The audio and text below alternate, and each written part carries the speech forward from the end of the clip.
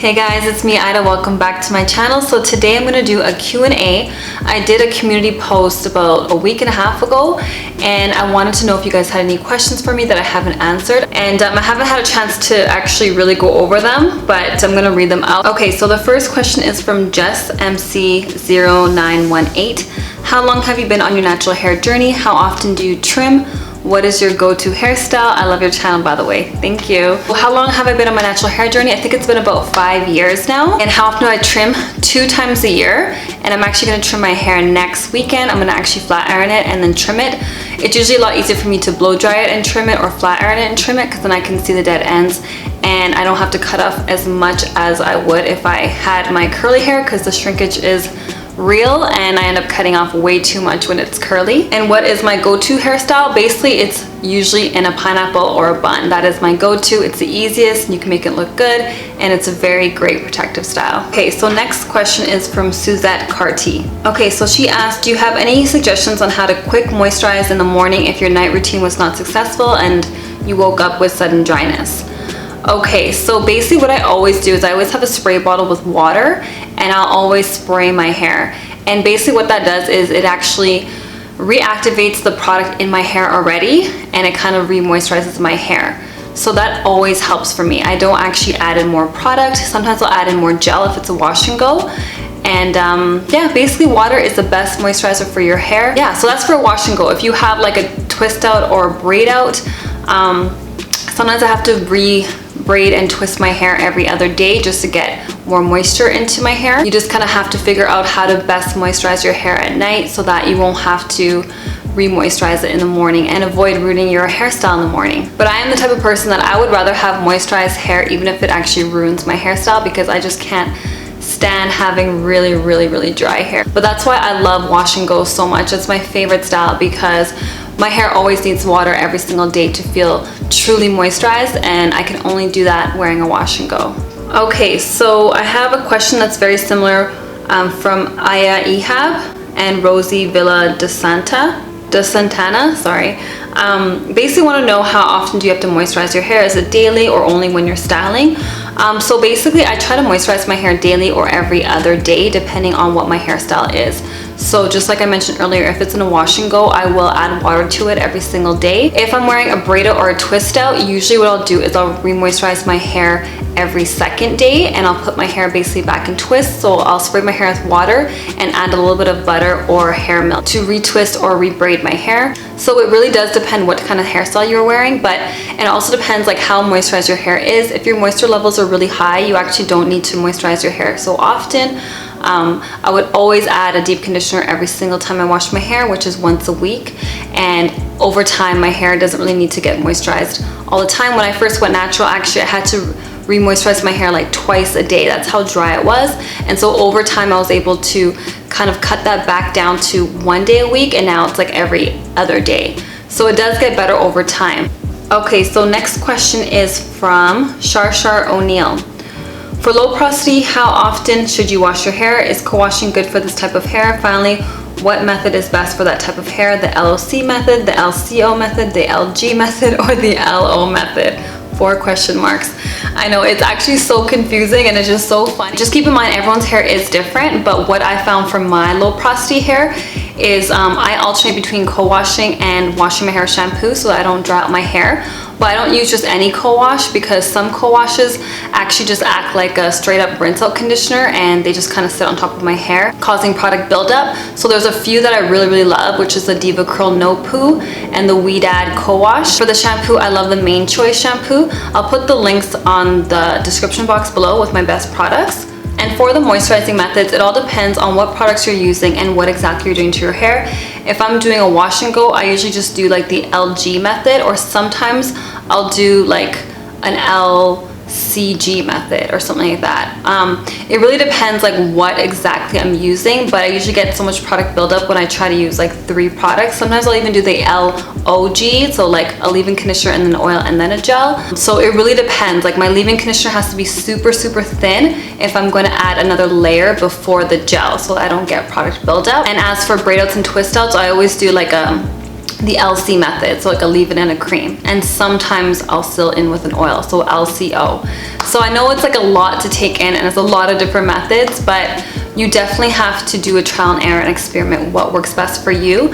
And also it does matter which products you're going to pair together. So if you're going to use 3 layers, then you got to make sure for sure that your leave-in conditioner is thin. But for me, like I use like a really heavy gel for wash and go. So I have to make sure the 2 products I use before that are basically like thinner consistency so I don't get product buildup. Okay, so next question is from the Hicks Mix TV. I wanted to ask, did the baking soda treatment you did a while back temporarily or permanently change your porosity?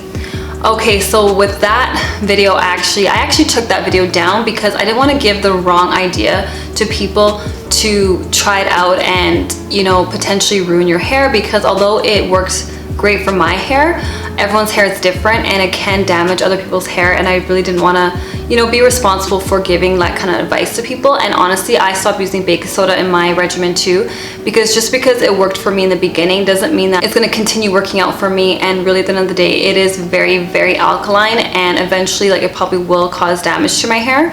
And so I kind of stopped using that as well. Once in a blue moon, I will do the cherry Lola treatment, and there's a little bit of baking soda in there, but other than that, I will not really experiment with baking soda. So to answer your question, it didn't change my porosity, but I know that if I were to continue using it in the long run, it probably would change my porosity, and probably not in a good way.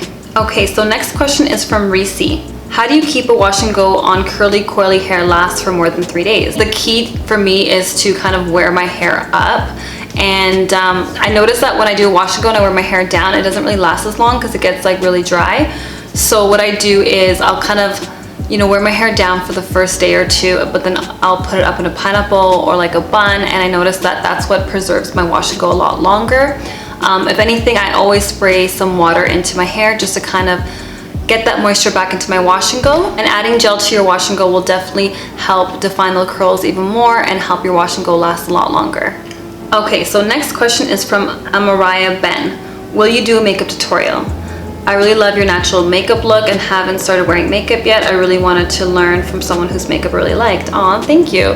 Actually, you know what? I'm actually trying to practice on some makeup looks. I am gonna bring that to you guys shortly. I'm just kind of still practicing because I'm actually not the best at makeup, but I usually do a natural look every day, so I'm going to have that in my channel pretty soon. I'm also going to do a couple skincare videos as well because I've had a couple requests for that, so stay tuned. Okay, so next question is from Regina Brown. Have you ever deep conditioned your hair first, then shampoo and condition?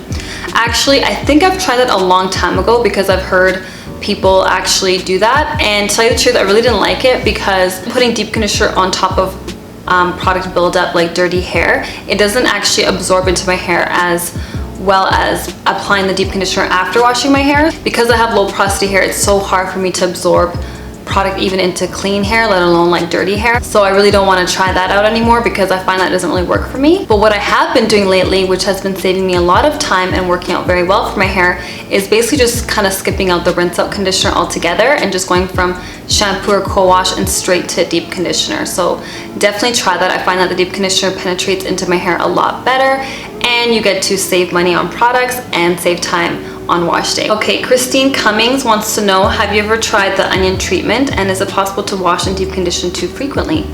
I've never even heard of the onion treatment, so no, I haven't tried that out. Let me know what exactly that is and maybe I'll try it out. It sounds very interesting and I love to experiment. And is it possible to wash and deep condition too frequently? Definitely yes. Washing your hair especially, you don't want to dry it out too much. I say for me, like the most I'll ever wash my hair is once a week, but you definitely have to play around to see like what exactly you use to wash your hair and exactly what products you use, because if you use a whole bunch of like heavier products, you may have to wash your hair more often. But if you don't really use that much product in your hair, you could even go longer than a week to wash your hair. So you got to play around with it. But for me, I would rather wait as long as possible to wash my hair so I don't strip it out. but then I also want to remove the product buildup so that I can actually absorb moisture in my hair. And you definitely can deep condition your hair too frequently and get over conditioned hair. So for me, I only deep condition my hair once a week. So if you have finer textured hair, you can definitely get over conditioned hair a lot easier than someone with coarse textured hair. I always thought like I can never over condition my hair because I always thought my hair was always so dry. But there was a point in time where I didn't do any protein treatments. I was always deep conditioning my hair. All my products were protein free, and my hair just kind of got really mushy and limp when it was wet, and then like the curls weren't really springing up as like they used to. And that's when I realized, okay, wow, I finally have over conditioned hair. And although it felt really soft, it just didn't feel healthy or look healthy at all. So you definitely can over deep condition your hair. Okay, so another question from Nail Art Fanatic. I would like to know how often you trim your hair. Okay, so I think I answered this previously, but I trim my hair twice a year. And so really there's really no actual certain time of the year I cut it. I can just tell when I need to trim my hair if I see like split ends on my sink. And usually that happens to be around every 6 months, because I kind of looked back at my previous trimming video and that was exactly 6 months from now, and I actually am going to trim my hair next week. So I find that the better I take care of my hair, the longer I can go without trimming my hair, and this is like the longest I can go. Back then I used to like put a lot of heat on my hair all the time and just kind of really not take care of it as much. I wasn't really deep conditioning that often, and I had to cut my hair a lot more often, like every few months. So yeah, so basically twice a year.